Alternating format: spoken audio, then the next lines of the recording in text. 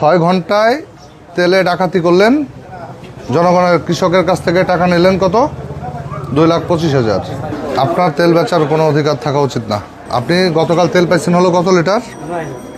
9,000 litre.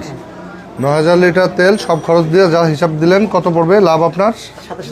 27,000 টাকা। মানে 6 ঘন্টা লাগছে বিক্রি করতে, তো 6 ঘন্টায় বিক্রি করে 27,000 টাকা লাভ, তাই তো? সরকারি দামে যদি আপনি ডিজেল বিক্রি করেন, কিন্তু আপনি করছেন কত দামে? কত সর্বোচ্চ? না 30 না, একটা বলেন, একটা বলেন। 140ও বিক্রি করছেন লিটার, দু একজন। তাহলে কত অতিরিক্ত লাভ করলেন? 15 থেকে 40 কত টাকা হয়?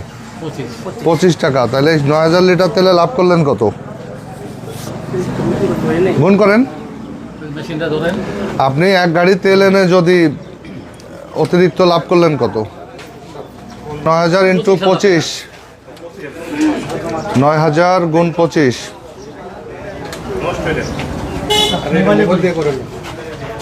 2,25,000 টাকা। কত লাভ করলেন বেশি? 2,25,000 টাকা বলেন। 2,25,000 6 ঘন্টা ইনকাম আপনার, নাকি ভুল বললাম? আপনি যা করছেন আমি তাই বলতেছি। তা আপনি 6 ঘন্টায় তেলে ডাকাতি করলেন, জনগণের কৃষকের কাছ থেকে টাকা নিলেন কত? 2,25,000। আপনি বাজার অস্থির করতেছেন কেন? আপনি তো সরকার নির্ধারিত দামের থেকে অনেক কম পেয়েছেন, যেখানে আপনার লাভ থাকে। আপনি এই বাজার অস্থির করতেছেন ওভার রেটিং করে, কেন বলেন?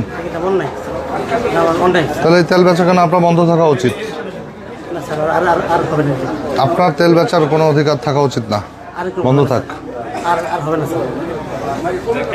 ডাকাত।